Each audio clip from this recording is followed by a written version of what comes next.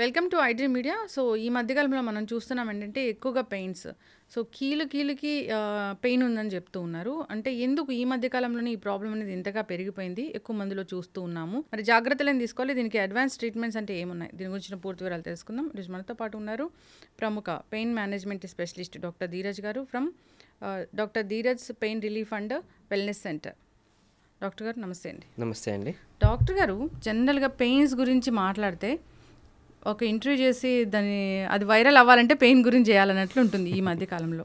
అంటే ఒకప్పుడు ఏదైనా మోకాలు నొప్పులు కానీ నడుము నొప్పి కానీ ఇలాంటివి పెద్ద ఏజ్లో చూసేవాళ్ళం. ఇప్పుడు చాలా చిన్న వయసులోనే ఈ పెయిన్స్ అనేవి వస్తూ ఉన్నాయి. సో కొంతమందిలో రుమటైడ్ ఆర్థరైటిస్ లాంటివి చూస్తూ ఉన్నాము. జనరల్గా ప్రతి కీలు కూడా ఇబ్బంది పెడుతుంది నొప్పితోనే అంటున్నారు. ఎందుకు డాక్టర్ గారు ఒళ్ళంతా ఇంత ఘనంగా నొప్పులు వస్తూ ఉన్నాయి? ఎవల్యూషన్ నుంచి చూసుకుంటే మనకి ఒకప్పుడు యాన్సిస్టర్ మన పెద్దవాళ్ళు చూసుకుంటే వాళ్ళకి వయసు పడితేనే మోకాళ్ళు కానీ అది వయసు రీత్యా అరిగిన దానివల్ల వచ్చే పెయిన్స్. బట్ ఇప్పుడు రీసెంట్లీ చూసినామంటే young adults like early 20s కానీ ఎర్లీ 30sలోనే వాళ్ళకి multiple joint pain, joint stiffness or inflammation తోటి బాగా బాధపడుతున్నారు.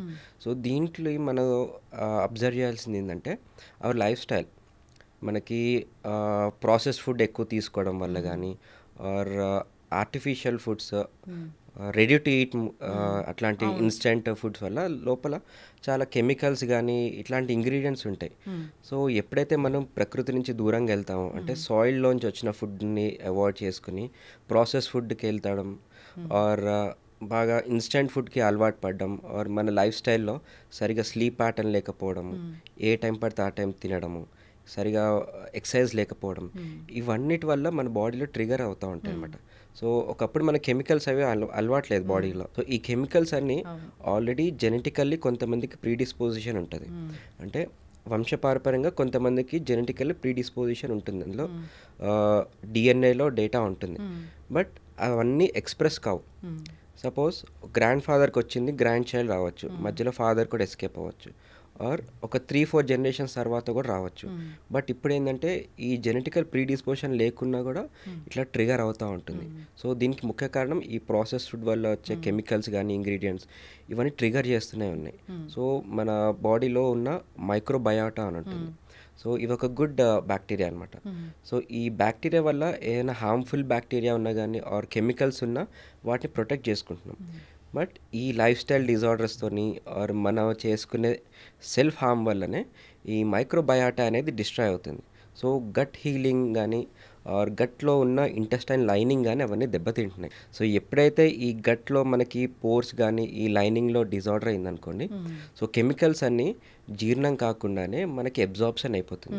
అంటే దాన్ని అబ్జార్ప్షన్ ఎక్కువ అవడం వల్ల అవి నర్వ్స్లో ఎఫెక్ట్ అవ్వచ్చు, బ్రెయిన్లోకి ఎఫెక్ట్ అవ్వచ్చు, జాయింట్స్ వల్లకి ఎఫెక్ట్ అవ్వచ్చు. సో మన బాడీ ఏం చేస్తుంది, ఇది ఎక్కడైతే స్ప్రెడ్ అవుతుందో వాటిని ఫైట్ చేయడానికి సెల్స్ని పంపిస్తాయి. So that is inflammatory mediated cells.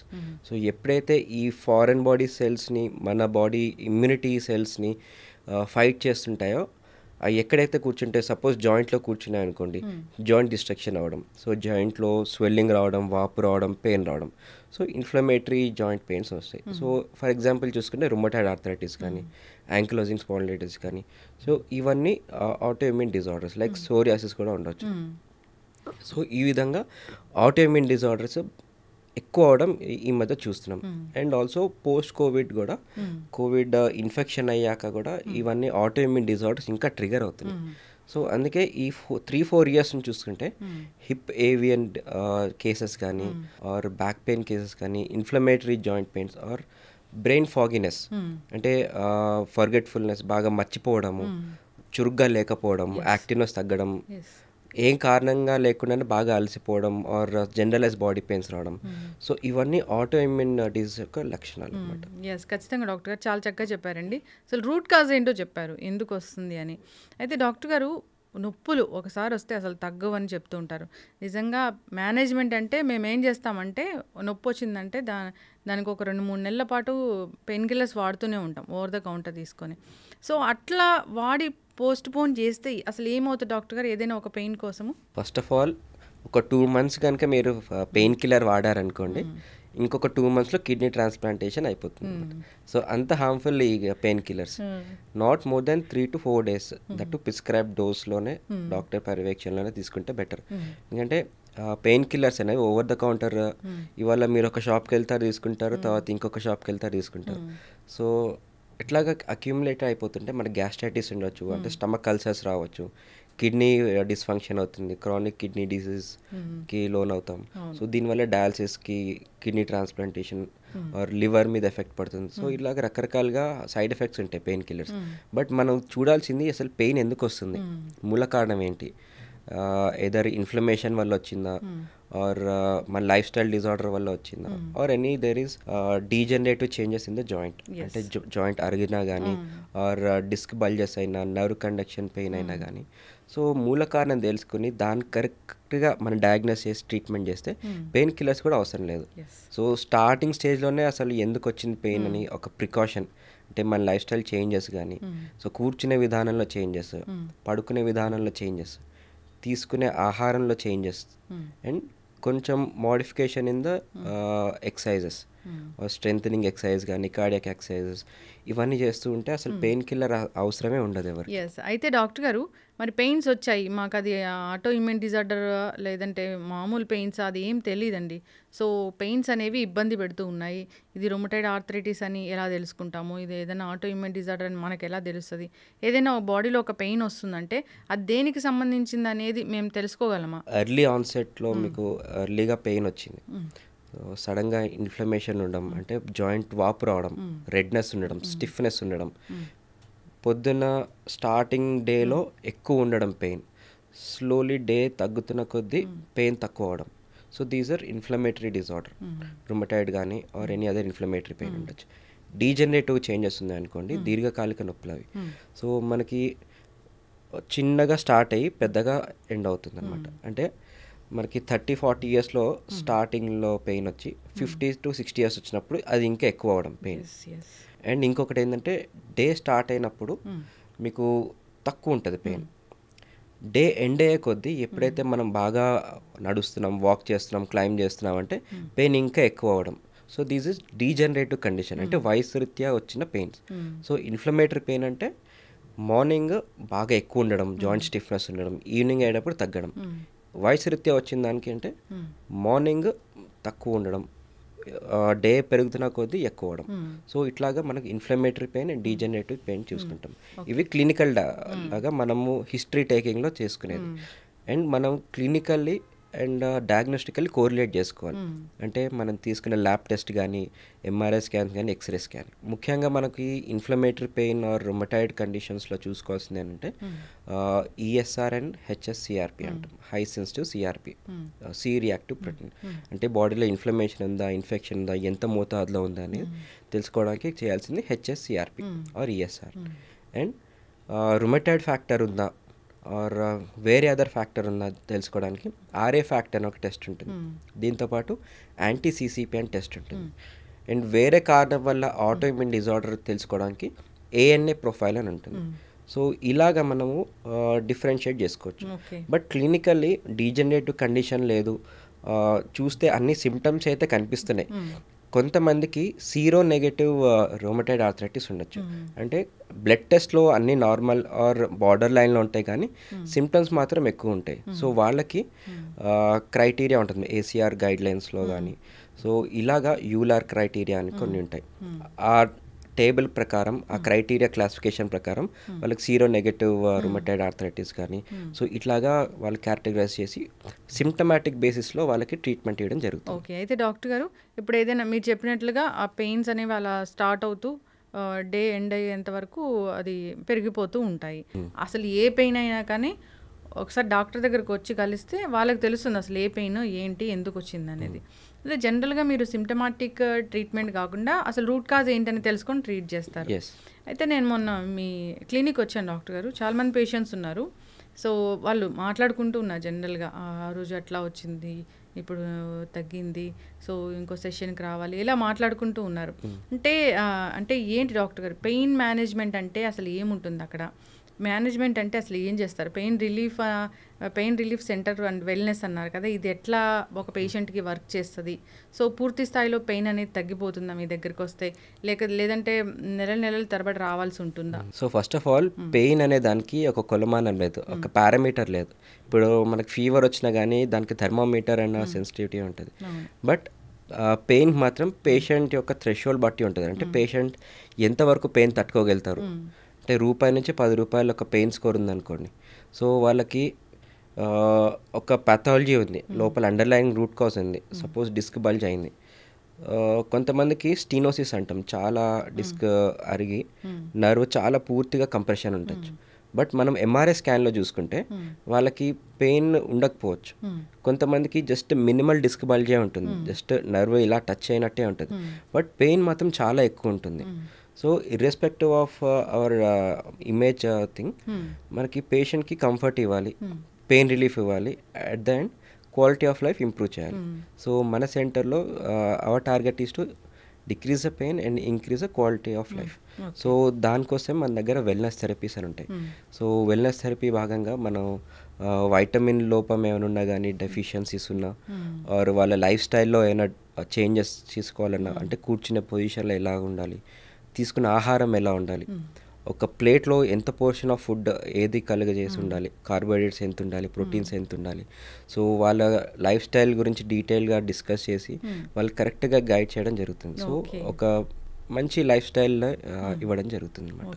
అయితే డాక్టర్ గారు, మనం ఎక్కువగా వింటూ ఉంటాం ఏంటంటే రుమటైడ్ ఆర్థరైటిస్ ఇది వస్తే తగ్గదు, అంతేకాకుండా మయోసైటిస్ మనం చాలా రీసెంట్గా ఎక్కువ మందిలో చూస్తూ ఉన్నాం, ఇవి అసలు తగ్గవు అంటారు కదా, దీనికి ట్రీట్మెంట్ అంటే ఎట్లా ఉంటుంది? సో తగ్గవంటే అది ఒకసారి జెనెటికల్ ప్రీడిస్పోజిషన్ ఉన్నప్పుడు బాడీలో ఉంటుంది, బట్ ఆ ట్రిగరింగ్ ఫ్యాక్టర్స్ని మనం ఐడెంటిఫై చేసుకుంటే దాన్ని రెమిషన్ పీరియడ్లో పెట్టుకోవచ్చు. సో ట్రిగరింగ్ ఫ్యాక్టర్స్ ఏముంటాయి, కొంతమందికి ఇది డైరీ ఫుడ్స్ పడకపోవచ్చు, మిల్క్ ప్రోడక్ట్స్ కానీ వాటి వల్ల ట్రిగర్ అవుతుంది, కొంతమంది నాన్ వెజ్ తింటే ట్రిగర్ అవుతుంది, కొంతమంది కొన్ని రకాల ఆకుకూరలు కానీ వెజిటేబుల్స్, రా వెజిటేబుల్స్, ఫ్రూట్స్, అవి ట్రిగరింగ్ ఫ్యాక్టర్స్ ఉంటాయి. ఆర్ ఎన్విరాన్మెంటల్ చేంజెస్, కొంతమందికి సడన్గా సన్ ఎక్స్పోజర్ కానీ కోల్డ్ ఎక్స్పోజర్, వీటి వల్ల కూడా ట్రిగర్ అవుతూ ఉంటుంది. సో అదొక ఇండివిజువల్ ప్యాటర్న్గా మనం ఐడెంటిఫై చేయాలి ట్రిగరింగ్ ఫ్యాక్టర్. దాన్ని కనుక ఐడెంటిఫై చేసుకుని దాన్ని కరెక్ట్ చేసుకుంటే మనకి రెమిషన్లో కూడా వెళ్ళొచ్చు. సో దీంతో పాటు మనకి మెడికేషన్స్, డిజీజ్ మోడిఫైయింగ్ యాంటీరిమోటైడ్ డ్రగ్స్ ఉంటాయి. సో అవి ఒక ప్రోటోకాల్ విధంగా ఇవ్వడం జరుగుతుంది. అండ్ వీటితో పాటు అసలు మూల కారణం ఏంటంటే జెనెటికల్ ప్రీడిస్పోజిషన్ వల్ల లోపల ఉన్న మైటోకాండ్రియల్ డ్యామేజ్, మెటబాలిక్ డిజార్డర్స్ లాగా కన్వర్ట్ అవుతూ ఉంటాయి. సో మన టార్గెట్ ఏంటంటే ఆ మైటోకాండ్రియా కానీ సెల్స్లో ఉన్న చెడు పదార్థాన్ని, ఇన్ఫ్లమేషన్ కానీ ఆర్ రియాక్టివ్ ఆక్సిడెంట్ స్పీషీస్ ఉంటాయి, వాటిని రిమూవ్ చేసుకోవాలి. సో ఆ ఇన్ఫ్లమేషన్ అనేది రూట్ కాజ్లో మనం రిమూవ్ చేసుకుంటే, ఐడెంటిఫై చేస్తే ఆ పేషెంట్ రెమిషన్లోకి వెళ్తారు అనమాట. అంటే మనకి మైటోకాండ్రియల్ కరెక్షన్ ఎలా చేస్తామంటే we have molecular hydrogen therapy అని ఉంటుంది. సో అదేం డ్రగ్ కానీ ఏం లేదు, it's just hydrogen gas which we give through inhalation, అంటే మాస్క్ ద్వారా ఇవ్వడం జరుగుతుంది, అండ్ ఐవి ద్వారా కూడా సలైన్లో మిక్స్ చేసి ఇవ్వడం జరుగుతుంది. సో వీటి వల్ల మైటోకాండ్రియాలో కరెక్షన్, డిఎన్ఏ డ్యామేజ్లో రిపేరింగ్ అవుతుంది, అండ్ బాగా ఓపిక రావడం, ఇమ్యూనిటీ బూస్టింగ్ అవ్వడం. సో ఇలాగా ఎటువంటి సైడ్ ఎఫెక్ట్స్ లేకుండానే న్యాచురల్గానే వాళ్ళకి మంచి రిజల్ట్సే వస్తూ ఉంటాయి. అండ్ వీటితో పాటు మేము స్టార్ట్ చేసింది అంటే ఓజోన్ థెరపీ అంటాం. So it's a natural treatment, న్యాచురోపతిలో ఆల్రెడీ ఉంది, బట్ అలోపతి క్రైటీరియా కూడా మిక్స్ చేసుకుని ఆ ప్రోటోకాల్ విధంగా మనం సేఫ్ గైడ్ లైన్స్ ద్వారానే మనం ఓజోన్ థెరపీ ఇవ్వడం జరుగుతుంది. సో ఓజోన్ థెరపీ మనం జాయింట్ ఇంజెక్షన్స్ ఉంటాయి, ఆర్ MAHT అంటాం, మేజర్ ఆటో హీమోథెరపీ అని, సో బ్లడ్లోకి ఇవ్వడం జరుగుతుంది, ఆర్ ఈబూ అంటాం, so blood ozone oxygenation extra corporeal. So ఇందులో ఏం చేస్తామంటే ఒక డయాలసిస్ మెషిన్ లాగానే మన బ్లడ్ వెళ్ళి ఓజోన్తో ప్యూరిఫై ఇంకో హ్యాండ్లోంచి మనకి బ్లడ్ సర్క్యులేట్ అవుతూ ఉంటుంది. సో ఇలాగ బ్లడ్ అంతా ప్యూరిఫై అవ్వడం, ఆక్సిజనేట్ అవ్వడం బాడీ అంతా, అండ్ యాంటీ ఇన్ఫ్లమేషన్ అవ్వడం, మైటోకాండ్రియల్ డిఎన్ఏ కరెక్షన్ అవ్వడం. సో దీనివల్ల రూట్ కాజ్ ఏదైతుందో అవన్నీ వాష్ అవుట్ అవ్వడం అండ్ లోపల స్టెమ్ సెల్స్ని మళ్ళీ రీయాక్టివేట్ చేస్తాయి.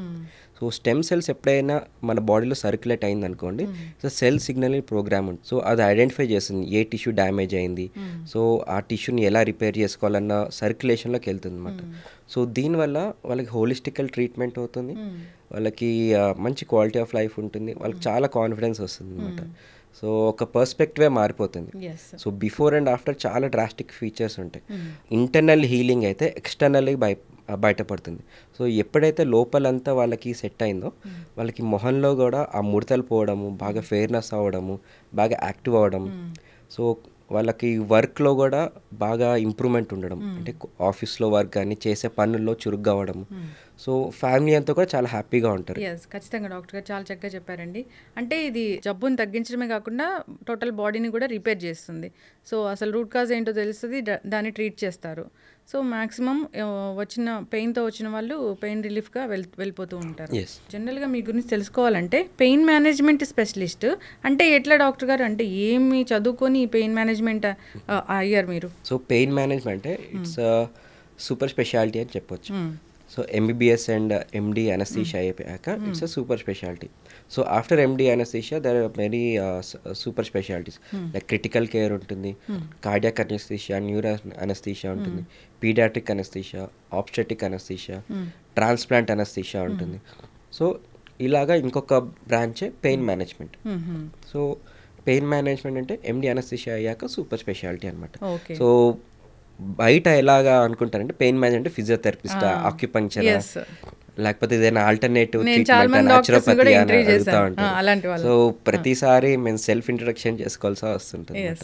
సో ఎంబీబీఎస్ చదువుకొని దాని తర్వాత పోస్ట్ గ్రాడ్యుయేషన్ అయిపోయాక ఈ మేనేజ్మెంట్ అనేది స్పెషల్, ఇట్స్ సూపర్ స్పెషాలిటీ. ఖచ్చితంగా డాక్టర్ గారు. ఎవరైనా కానీ ఈ పెయిన్స్ అంటే భరించలేని పెయిన్స్ అనేవి వస్తూ ఉన్నాయి, కోవిడ్ తర్వాత చాలా ఎక్కువయ్యాయి. సో నడవలేకపోతున్నాము జనరల్గా చెప్తూ ఉంటారు డాక్టర్ గారు, అక్కడేదో నర్వ్ అనేది కంప్రెస్ అయిపోయింది, నడవలేకపోతున్నాము, సయాటికా ఇబ్బంది పెడుతూ ఉందని. అంటే మాకు తెలిసినవే పదాలు చెప్పుకుంటూ ఉంటాము.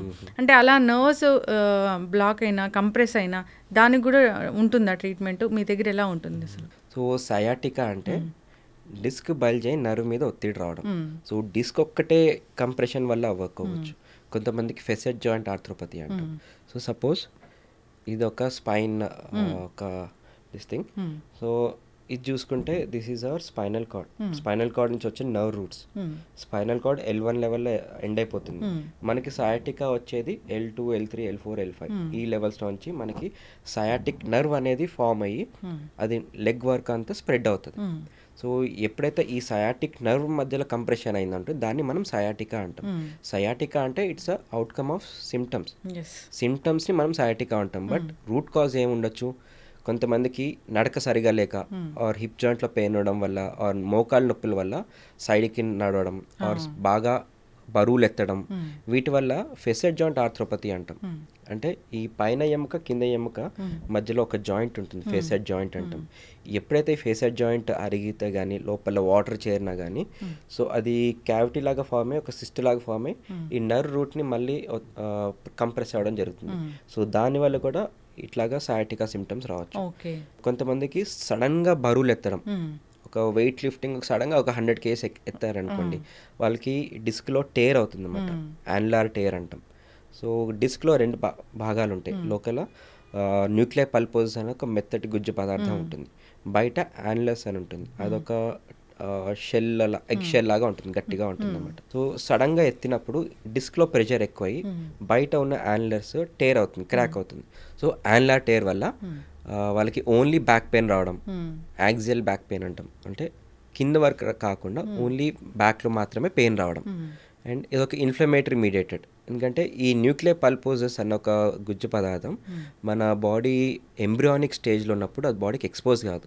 సో కొన్ని సెల్స్ ఉంటాయి, అది ఒక ఎక్స్పోజ్ అయినప్పుడు మన బాడీ అది ఫారెన్ మెటీరియల్ లాగా ప్రభావిస్తుంది అనమాట. లైక్ మన ఐ లెన్స్ కావచ్చు, న్యూక్లియర్ పల్పోజెస్ రావచ్చు, మేల్స్లో స్పర్మ్ సెల్స్ కావచ్చు.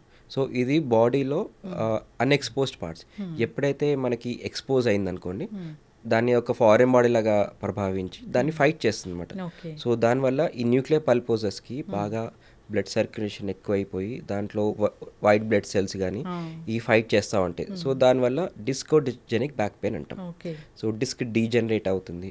సో డిస్కోజెనిక్ బ్యాక్ పెయిన్ అవుతుంది. సో ఇదొక కారణం బ్యాక్ పెయిన్కి. ఇంకొక సయాటిక్ సిమ్టమ్స్ ఏంటంటే పైరిఫార్మిస్ సిండ్రోమ్ అంటాం. అంటే ఎక్కువ మంది పర్సు వెనకాల భాగంలో పెట్టుకుని బట్టకు దగ్గర పెట్టుకుని కూర్చోవడం వల్ల వాళ్ళకి టైలర్స్ అనుకోండి ఎక్కువ హిప్ మూమెంట్ బాగా ఎక్కువ చేస్తూ ఉంటారు. సో వాళ్ళకి ఏమవుతుంది, బాగా పైరిఫార్మిస్ మజిల్ అనేది బాగా హైపర్ట్రోఫీ అంటే వాపు రావడం, ఉబ్బడం. ఈ పైరిఫార్మిస్ మజిల్ కిందనే సయాటిక్ నర్వ్ డిస్కస్ చేసుకున్నాము. L1, L2, L3, L4 ఈ నర్వ్స్ అన్ని కలిపితే సయాటిక్ నర్వ్ ఫామ్ అవుతుంది. సో ఫామ్ అయిపోయాక బయటకు వచ్చినప్పుడు బటక్స్ నుంచి కూడా కాళ్ళ వరకు వెళ్తుంది. సో ఆ బటక్స్ దగ్గర పైరిఫార్మిస్ అనే ఒక చిన్న సన్నటి మజిల్ ఉంటుంది. సో ఎప్పుడైతే దాన్ని ఓవర్ యూస్ చేసామో, బాగా ఎక్సర్సైజ్ ఓవర్గా చేయడం, ఆర్ పర్స్ పెట్టుకుని కూర్చోవడం, టైలర్స్లో బాగా హిప్ జాయింట్ మూవ్మెంట్స్ చేయడం, దీనివల్ల ఆ మజిల్ అనేది వాపు రావడం జరుగుతుంది. సో ఆ మజిల్కి నర్వ్కి మధ్యలో మామూలుగా 2 mm స్పేస్ ఉంటుంది. సో ఎప్పుడైతే ఈ మజిల్ అనేది హైపర్ట్రోఫీ అవుతుందో నర్వ్ మీద కంప్రెషన్ అవుతుంది. సో వాళ్ళకు కూడా నడుము నొప్పి కాకుండా ఓన్లీ హిప్ బటక్స్ నుంచి కాళ్ళంతా తిమ్మిరి వచ్చినట్టు ఉంటుంది. సో ఇది కూడా సయాటికా యొక్క లక్షణం. ఒక పేషెంట్ వచ్చినప్పుడు ఇవన్నీ రూల్ అవుట్ చేసుకోవాలి. ఫస్ట్ ఆఫ్ ఆల్ డిస్క్ అరిగినప్పడం వల్ల వచ్చిందా, డిస్కోజెనిక్ బ్యాక్ పెయిన్ వల్ల వచ్చిందా, ఫెసర్ జాయింట్ హైపర్ట్రోఫీ అంటాం, ఆర్ డిస్క్ బల్జ్ అయ్యి కంప్రెషన్ వల్ల వచ్చిందా, ఇంకొకటి పైరిఫార్మిస్ సిండ్రోమ్ వచ్చిందా.